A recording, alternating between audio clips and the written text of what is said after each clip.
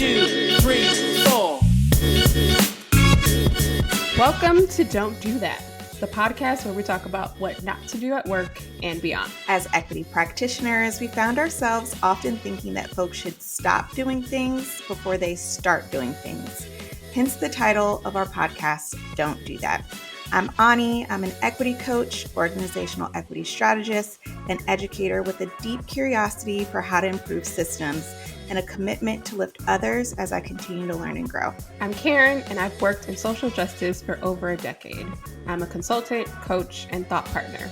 My purpose is to make community matter. I do that by helping leaders create better work environments. Adi and I met as consultants and quickly became friends. Collectively, we have over 25 years of experience navigating equity, inclusion, and justice in the workplace. Don't Do That is a platform to tell stories about making mistakes at work and how to fix them. The views on this podcast are our own. We do not speak on behalf of our organizations or the communities we mention. Today on Don't Do That, we are discussing how to lean on community in hard times and dissecting what solidarity actually looks like. Now, historically, we know that progress in the U.S. has been made when folks from different communities have come together in coalitions and have shown up for one another across gender, race, ethnicity, sexual orientation. But we know that that can actually be easier said than done. So we're getting into it today. We are excited to have our guest, Whitney Tome, join us on Don't Do That. Welcome, Whitney. Welcome. Thank you. Thanks so much for jumping into the conversation today. We would love for you to start by introducing yourself. Let the people know who you are. Oh boy. So Whitney Tome, let's see. I'm a mother of two wildly rambunctious children who will keep me busy probably for the rest of my life.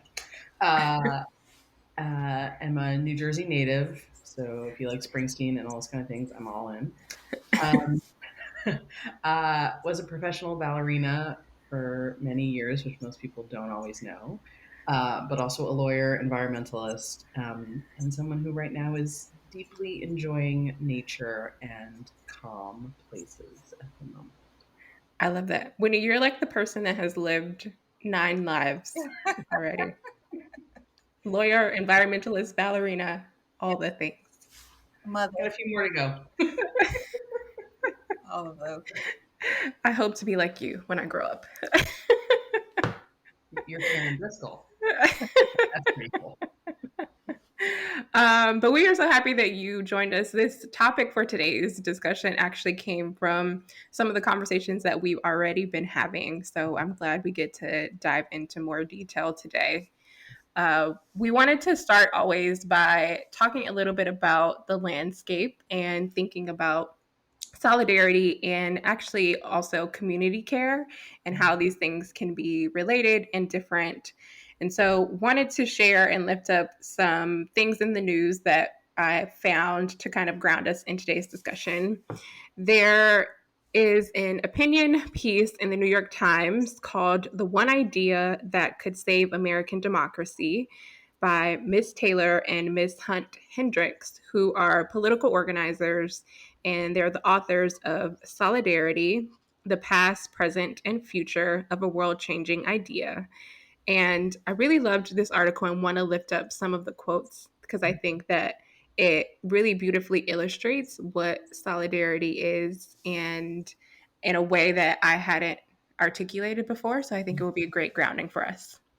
And so in the article, one of the things that they talk about and how they define solidarity is simultaneously a bond that holds society together and a force that propels us forward.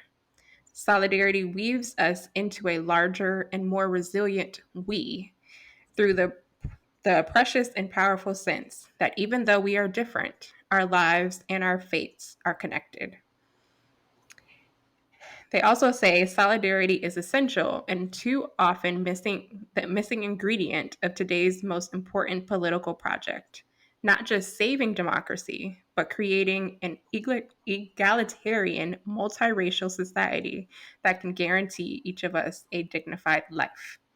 And I really loved the way that they talked about this concept. I hadn't heard it articulated in this way before. And then I was also wanted to lift up the founder of the NAP ministry, Trisha Hershey, who recently released a book called We Will Rest. And in reading the book, she had a great section on community care. So I want to add that to the chat as well. And so, an excerpt from the book in We Will Rest says, create community, build community, be community. Community care can seem impossible when you are exhausted. It is possible. Community is anywhere two or more are gathered. Two is still community. Don't rush to quantity as the marker of deep community and care. Don't rush to do anything alone. To be an escape artist is to be in the collective, supported in rest, care, and love. Demand the collective as a source of inspiration and change. Real change comes from the people. So I thought that both of these together, well, they definitely blessed my spirit child, given where we are in this country and this new administration, and just trying to ground myself in what matters. And so, would love to start the discussion with you here and hear from you all, both Ani and Whitney. Maybe we'll start with you, Whitney, and then Ani would love for you to weigh in too. How do you define community? Yeah, that's a great question. And I was thinking about this a little in advance of this, but for me, community is a place where you can be all of yourself, where you can bring sort of all the pieces of you, both the sort of wild and audacious, the challenging, the emotional, whether it's the happy, joyous, excited, also the really sad or grieving, um, and community will hold you. And so for me, that's sort of the core of community, um, that can meld and be all of those things that you need, but that you can also be that for others. And it's a sort of mutually reinforcing space where that ebb and flow of, everybody's at different places in the, course of the day, let alone a week or a month or years, um, that you can always do that no matter sort of what the moment calls for. I struggle with this question, and I would Oh, love your perspectives. For me, I think community at its core is just connectedness. So I think in some ways we can choose communities, and in some ways we are just a part of them, and we still have that obligation. I think community um, is just rooted in sort of like our civility. Like we cannot call ourselves like civil societies absent of community. Um, but I struggle with that because like who gets to decide? Like if I join a workplace and I'm not vibing with the people, like is that my community just because I'm there? Or like do I have to like them and choose them for them to be considered my community, and then me having some sort of like obligation to that? If I move into a neighborhood, is that my community? Or, you know, do I have to like opt into that? So I mean, I think I would love for, everywhere we're at to be our community, because I think it matters. Like if you don't care about your neighbors and they don't care about you, if you don't care about your colleagues and they don't care about you, we're not in a good place. So yeah, I struggle with that one. yeah. I think it's a great call out, Ani, around the community you build yourself, right? Sort Mhm. of intentionally, and the community you're just sort of in, right? Like I'm obviously naturally in my family community, right? And Right. thankfully, I actually choose them, right, too. Yeah. But some people don't always have that luxury, Yeah. right? Yeah. Yeah. And so, what does it mean? For me, it's like I'm really centered on the community you choose. I think, especially in this moment, more than anything else, Mhm. because I feel like we need that more right now, um, than the sort of community you're in. Like, if you can build an even better community in the sort of one you're just sort of in, great. Then do that and make sure you got the community you need. Yeah. Period. Full stop. Yeah. Yeah. I know that a couple years ago, I was able to go to South Dakota to spend some time with Native communities and community-based organizations that served the Indigenous population in South Dakota. And one of the most beautiful things that I had heard was this value around harmony and also treating and viewing everyone as a relative. Mm-hmm. And when I think about this concept of like community, whether it's chosen or not, I do love the grounding around like civility and respect, because whether you built it yourself or you're dropped into a community, I do think that if we have the basis of respecting one another and thinking of one another as relatives, whether that be distant or close, like it does provide for us to be able to take care of one another, or at the very least, not cause harm to one another. Yeah. So I loved that learning. And I think it like the thread there is connected to solidarity as well, because how can you be in solidarity with folks who you don't perceive to be your community? So even when we think about like solidarity and allyship, at the core of it is like, who do we perceive is our community, and vice versa? Do other folks perceive us to be a part of their community to then be in solidarity with us? So Whitney and Karen, how do you all think about solidarity and its relation to community? For me, when I think about like true solidarity, it means I'm willing to be in the fight with someone else, even if I don't hold even the same identities that they have that are being impacted. But I'm willing to be completely and utterly co-conspirators with them on all the things. So for me, that's like true solidarity. And the thing that actually, I've been thinking about this piece of music for actually like almost like 2.5 months now. So Blood on the Fields by Wynton Marsalis. It was like the first jazz musician who won a Pulitzer Prize. And one of the poems in the piece ends with like him talking about when people are coming for all of the marginalized identities, and then you're sort of the one left, but they will come for you. And it's a beautiful moment to remember, like especially in this moment in this country, of if we allow each group to be divided and separated and picked off, what is to stop them from coming for like literally anybody? Mm-hmm. And we're in this moment where solidarity requires us to fight when it's not our fight. Yeah. Yeah. Yeah.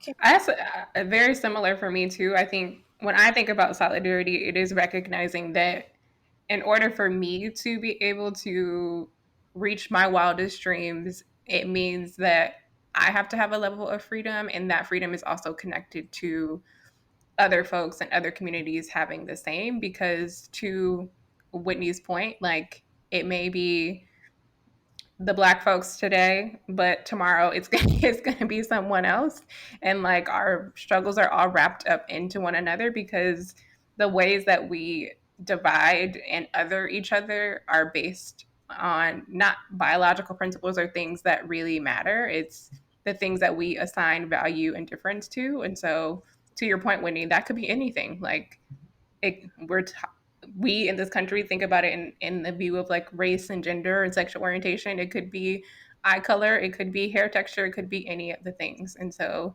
to me, solidarity is recognizing that our struggles are wrapped up in each other and our liberation is wrapped up in one another as well. I guess for both of you, what then does that look like in the workplace? Because to go back to this conversation around community, I think it's tough for people to say, "Oh, I think this is going to impact me. This like behavior that's happening is going to impact me," because in our workplace, and I think in our country and Western worlds, we do have this idea of like individualism, and I'm only accountable to myself and my behavior is my own. My performance is only my own, even if I work on a team. So it's like I can see something happening to someone else. If I don't perceive that person to be of my community or that I'm connected to them in any way, like I'm going to mind my business. I'm not going to get involved. So what does solidarity look like in the workplace? It's a great question, Ani, and for me, it's the same. Uh, I have no difference here. This is a place where, for me, I don't make a distinction. Um, if I'm in the workplace and I have the luxury of being in one that is actually incredibly diverse in its composition, that I still have to be in the fight with everybody else. And for me, I don't make the split of like, oh, well, I'm at work, I'm an individual. It's probably also because I'm more of a collective leader than I am anything else. And so I don't orient the way of being like, I got to be the best, I got to do a thing, I got to be successful. Because I think my worldview is around like, even if I do that, someone else will be impacted and probably harmed when I just am looking for out for me. And it's not how I want to be. Two, it's not the values I hold. And three, it means we leave people either behind in the best circumstances or in the worst, make them worse off. And I'm not comfortable with that Mhm. as a person. Yeah. No, that's good, Whitney. And I'm sitting here thinking, like, what does solidarity look like at work? I would say, in my experience, it has looked like trying to disrupt norms that I know has either perpetuated a story about a particular like person or employee, um, disrupting the way that we evaluate people's performance, again based on like whatever the story or narrative is about one person. Because I have worked in environments where there is this narrative about a person where it's like, oh, this person is difficult to work with, or this person is overwhelmed. And so we only want to give them, one or two things because they just can't handle more. Mhm. And for me, I always like to ask more questions and like to help consider and put ourselves in a different seat of, is that actually true, or is that just a story that we keep telling ourselves? And I think that that is important, and I think it's easier to do when you're newer to an environment or a community because you have a fresh perspective that other people may not have. Mhm. And I also think that you have to gauge when you can have those conversations based on your role. Like, I think if you're in a leadership role, obviously it's easier to name those things versus being in a role that may be more junior. But even in a role that may be more junior, like if you see a colleague struggling or suffering, just being able to say, are you okay? Or, do you need support, or how can I help? I think those are examples of being able to be in solidarity at work. Yeah. Another one came to mind, which is also in like the assignment of work. Um, it's a detail, but I never think of like as a technically leader in an institution. I never think of like I'm assigning you this job. My job is like, do you want this? Mm. And it's a subtle distinction, but for me, it's really important because it tells people I'm empowering you, and I'm not making the decision for you. I want you to make that call. Even if I think you'd be brilliant at it, even if I think you're the perfect person for it, right? Like, I still want you to make the call. And if the call is no, I'll back you up on it. Um, and so for me, that's a bit of solidarity, which is not to say I am the decider. There's sometimes when I have to be, or actually I should be, because it gives cover in different ways. Mhm. But when it comes to work, it's like, do you want it? Yeah. Is it what you are going to enjoy? Is this going to let you thrive and do all the things you want to do, or not? Yeah. Letting people have agency. So, have you all been or found yourselves in solidarity with folks who maybe had different values, or ideologies, or maybe values and ideologies that felt in conflict with your own? And what would that look like at work specifically? I have. I've I have. And it's interesting because when I think about the distinctions, our core values around like social justice were very similar. The way that we interacted with people and the way that we demonstrated like our positional power was different. Whereas I felt like this person was a bit more aggressive in the way that they showed up in their position. And so it made it such that I had to focus on like the areas we agreed, right? Like, this is what we can do together. This is how we can work well together. And if I felt like, there were things that made me uncomfortable that I felt like I needed to point out, then I would do that. But I definitely tried to stay in the lane of consensus for sure. Mm-hmm. I do a little of both. um, when I run into things that feels like sort of against my values, but to Karen's point, when they're sort of like clear, aligned, stated values, I sometimes got to call the thing Mm-hmm. and be like, "What are we doing over there? And why are we doing that? And this doesn't seem to align." Mm-hmm. And that's risky, right? Especially in the workplace. And as practitioners on diversity, equity, inclusion, I'm not surprised in the slightest, right? That welcomed. We do that all the time. But it's risky even when it's way outside of that box and it's internal to an organization.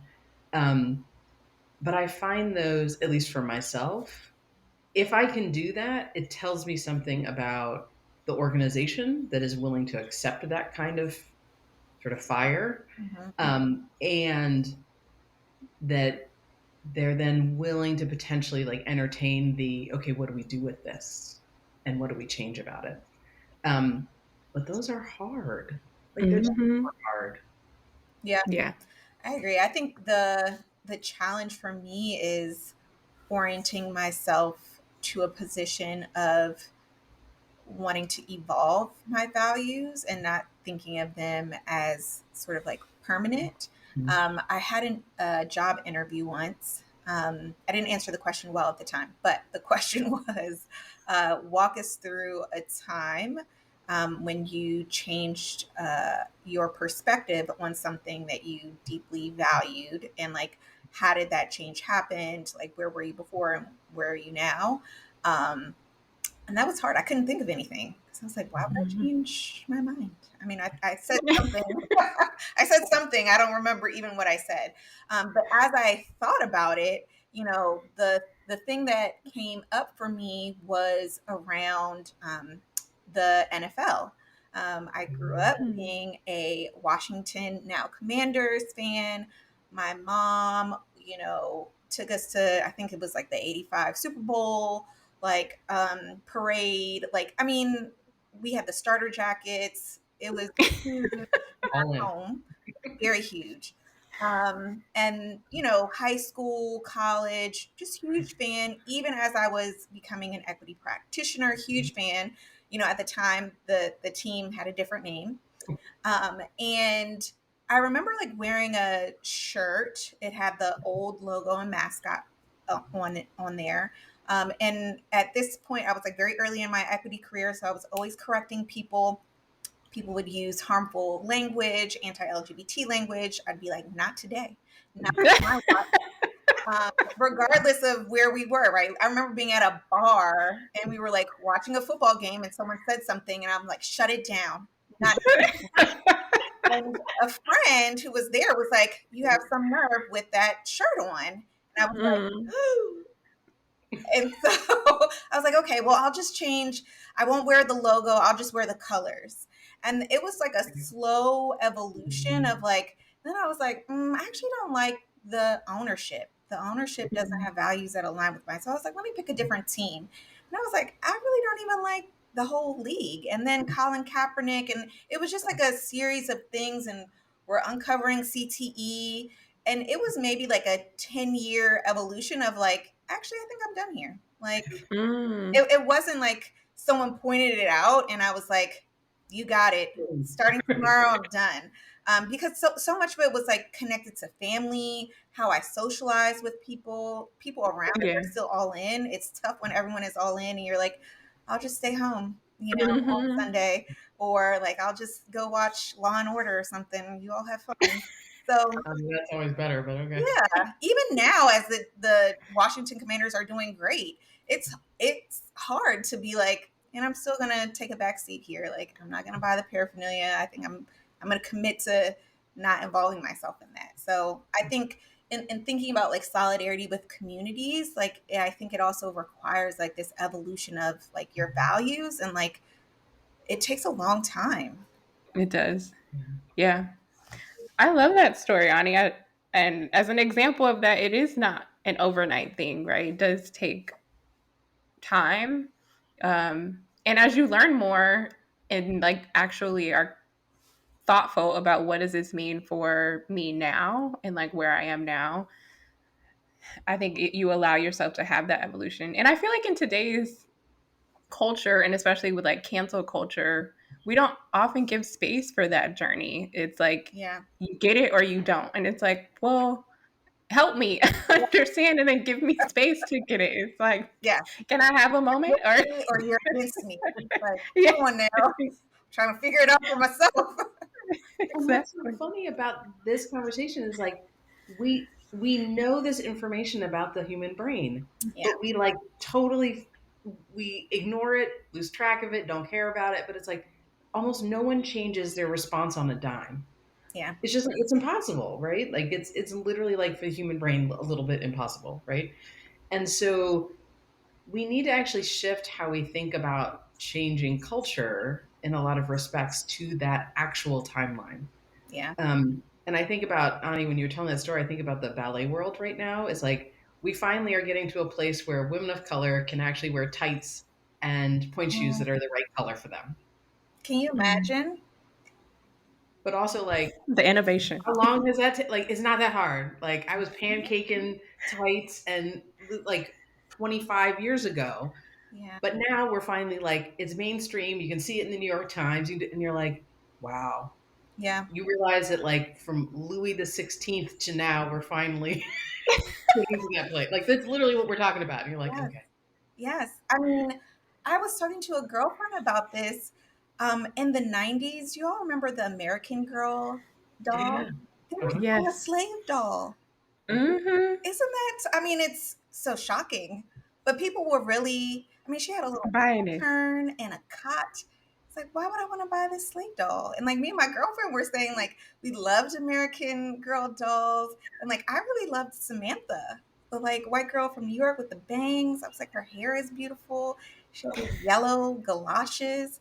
It's like, why would I want the slave? I mean, really, it was like tattered clothes and her story was like the Underground Railroad. Like, Oh wow. why would they do that? And that's, I mean, it's just so incredible how progress and evolution takes time. Wow, How many years post slavery was this? And they were like, here's what we'll do. we're due. You asked for a black doll? You got it. It's like, huh? Or even imagine like white families going in to be like, oh, we'll take Addie. It's like, are we buying it? Right. I know. Like, I don't know. I can't. Yeah. That's wild. Yeah. Yeah. Wild. I do want to, before we move into the next segment of do that and don't do that, this last question I would love to ask you all is really around this idea of community care, and would love to for you to share a time where you really felt like community, whether you chose or built this community or did not, showed up for you, and what happened in that instance. Um, I ironically have one sort of right now that is a project that's been going on for about 4 years that is finally like coming to full fruition. But it's a very actually funny community because it's evolved and it's changed the people who are in it, but the mission and the vision of this organization has been the same. Um, that community, every time I step into a meeting or a call with them, feels like I have literally been like caught by a series of blankets and pillows for a conversation. Like it's the Wow. most beautiful thing ever, and it happens literally every single meeting. And Mm. it is like this gift where like literally our last meeting I think was like 2 Mondays ago, and I stepped in the conversation like the last week, even the beginning of that day was horrible. It had been like I am fighting for everything, I'm doing everything, and I walked into that meeting, and like within the first few minutes of hearing one of the people's voice, because I love his voice too. He's like that calm, soothing, like almost like Barry White level kind of a chill vibe.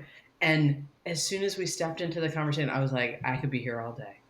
Mm. And it actually shifted even my own sort of emotional energy for the rest of the day. And even for the next 2 days, I felt that level of like comfort, support, love in a place that is technically work. Mm-hmm. And it was a wonderful moment. And it's one of those places where like, no matter how I'm showing up, that group is going to hold it. Yeah. And we hold each other, and it's just like it brings me such joy. Like I can barely articulate. And it's a community that I sort of built because I found people who were good and were in the work and were the right sort of people. But when you put them all together, it's like, oh, that's magic. Mm. Yeah, I love that. Love that. We'll take the pillows and blankets for sure. For me, I'm gonna shout out my co-host Karen for Oh. solidarity. As you both know, I have two littles, two toddlers, and it is cold and flu season. It's norovirus season. It's all of the things. Karen, as a partner and colleague, it's always no questions asked. If I have to postpone, if I'm late on a deliverable, if we have to reschedule at the last minute. And I'm so used to explaining myself. And to not have to do that is such a relief. Like, I don't even know, Karen, if you know how meaningful that is, because in every other space, people ask you to explain. It's like, okay, so really, like, again, for the third time this week, and to just be like, hey, running late, or hey, can we reschedule? And it's just like, yeah, sure, no problem. And no resentment, like, just willing to be flexible. It's like incredible, which is why we Oh. should work together all the time. That's all I Well, say. I love that. Thank you for the shout out, friend. And that's, I mean, I get it, right? Like, life will life in a bunch of different ways. And so you don't have to explain it to me, girl. I get it. Solid. Um, for sure. I will say that one experience that came up that I wanted to share was at work as well. And I was having a really, really bad day and like trying to hold it together. And it was like getting to the afternoon. I had one meeting with someone who was also a practitioner. And the original intention of the meeting for it was really for us to get to know each other. And it was a virtual call. So y'all, I get on this call and she's like, "Hi, how are you?" And I start bawling, like just crying. Like I could not hold it together anymore.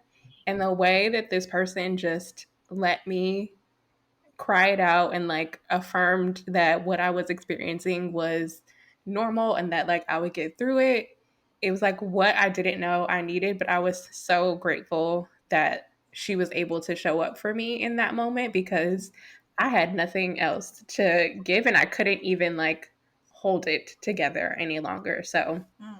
that moment of community is something that has always stuck with me and like I feel tremendous gratitude toward her and it's like one of those things where like you were there for me in a moment that I absolutely needed and I will be indebted to you for that forever because I didn't even know what I needed at that time. So I think community care is something that is really important and important for us to lean into I love um, all the time. So let's move into our do that and don't do that segment where Whitney, we're going to have some fun in this segment. Ani and I, Ani and I will name a few things and you will respond if that is a do that or a don't do that and give us an explanation as to why you think it's a do that or don't do that. All So, right, I'll try. all right. Ani, you want to go first? What's your do that or don't do that? My do that or don't do that is the after the fact follow up. So imagine you're in a meeting, something happens. In that meeting, everyone is quiet. You're microaggressed, no one says a word. But then after the meeting, someone's like, hey, Whitney, I really hated that happened to you. Or like, I just want to let you know, I'm really here with you. And if you need something from me, like I got your back. Are we doing that? Like the after the fact follow up, or don't do that? Like if you don't show up in the meeting, don't follow up. I say do that in almost all circumstances, only because, especially depending on who it is, right? They might feel like they are totally alone and nobody saw it, right? And nobody experienced it or even knew that it happened. And ironically, Karen and I actually had one recently. And my question to the person who then says, like, yeah, I saw that, I'm here for you. Are you doing anything else other than that? Are you going to the person who did the microaggression and be like, hi, you might not have been doing it to me, but I watched you do it. And so here's my feedback. Yeah. So my hope is that you do both. So do that and do that again. Yes. It's a double do that. Yeah, I agree with you. I agree. It's a double do that. I think people have to step in how they feel comfortable. And like we can encourage people to like, let's work our way to continue to do a little bit more. Yeah. Awesome. Okay. I'm up next with your do that or don't do that, Whitney. Do that or don't do that. Label yourself as an ally. Oh, please no. Don't do that. Right. Like, the people who get to label you as an ally are the people who are given this conversation, of that community. Yes. So, I only get to be called an ally by someone in a community to which I feel like I maybe don't hold an identity to, right? Mm-hmm. So like the LGBTQ community, folks with disabilities, like if they label me that way from them to me, I will lovingly accept it, but I will never call myself that. Yeah. And also it might not read across everyone in that community, right? Correct. So it could be someone who's a part of that community who's like, ally and Whitney, and someone else is like, no. Love that. Strong no. People are deleting their signatures now. Like, let me take this out. Okay, Anna, you have the next one? Yes. Do that or don't do that. In seasons of unrest and turmoil and chaos, are we resting or are we leaning into advocacy, showing up even more than before? So rest, do that or don't do that. Both. For me, there's some people, and especially I feel like over the last couple of years with like pandemic and everything else, there's some people who are just tired. Yeah. Fine. If you need a moment, a week, a sabbatical, a thing, do it. For the people who are like, I'm ready, please fight away. But we're going to need a cyclical version of this, right? Where like, there's some days where I'm like, everybody can't be resting. I can't, not today. And there are other days where I'm like, I'm in, put me in. I got my ninja stars. I'm ready to go, like whatever it is. But we need to be both and we need to respect when people need the rest and respect when people are needing and ready to fight, because we're going to need both. Because sometimes the person who's resting right now will come back and crush it, and we need that. And we also need the people who just are like, ooh, girl, I ain't got it today. Yeah. Mm-hmm.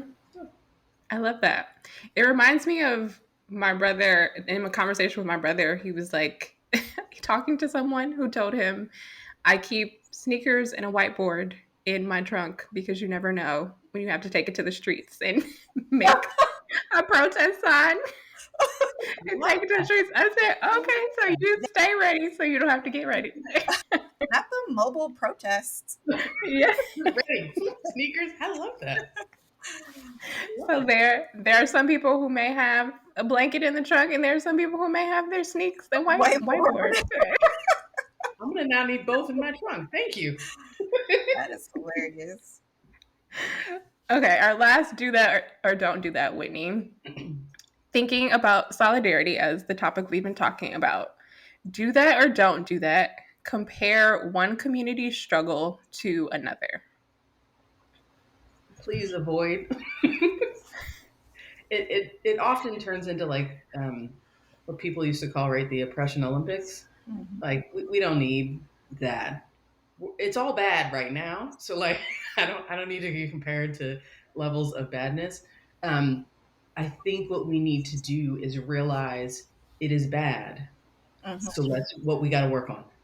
Yeah. And it's not a comparison fight at this moment. Like they're coming for all of us, so we got to fight for all of it. um so for me, the comparison, like, and you can't also, it's like it's so hard, there's so much nuance and complexity in every Yeah. level of oppression and fight and argument. Like I can't accurately compare them. Yeah. And the underlying feeling is the same, regardless. Mhm. Like, I mean, they talk about in therapy all the time. Like, even if your circumstances objectively maybe more complicated or more harsh or involves more trauma, like the underlying feeling of like harm or sadness is the same regardless. So it is the same regardless of whatever the input is. Yeah. Awesome. Well, thank you for that segment of Do That and Don't Do That. Very fun. We want to wrap up now today. So let's leave folks with our final comments or takeaways. Whitney, I would love for you to start. What would you leave folks with in this conversation? Probably two things. One, um, make sure you hold dear to the things you hold dear to, and don't waver on them. And don't waver on them for the next at least 4 years. That's Mhm. one. Two, what other fights are you going to get in? So, what other communities that you might not be a part of right now, or sort of tangentially a part of, that you need to be in the fight with to protect all of it? So I think for me, it's those choices. Like, don't squish on the values, and it's not to say they won't evolve over time, but don't just willy nilly just walk them out the door, Yeah. and get in the fight. Like, we got to do this, because without this, all of us will be left with a lot of nothing. Yeah. Love that. Ani, what are your final thoughts? Final thoughts are solidarity does not mean friendship. I Mhm. think as we were talking about what community looks like and just like civility, um, solidarity can look like many things. It could be doing something, it could be not doing something, it could be turning a blind eye to something, it could be not enforcing a policy.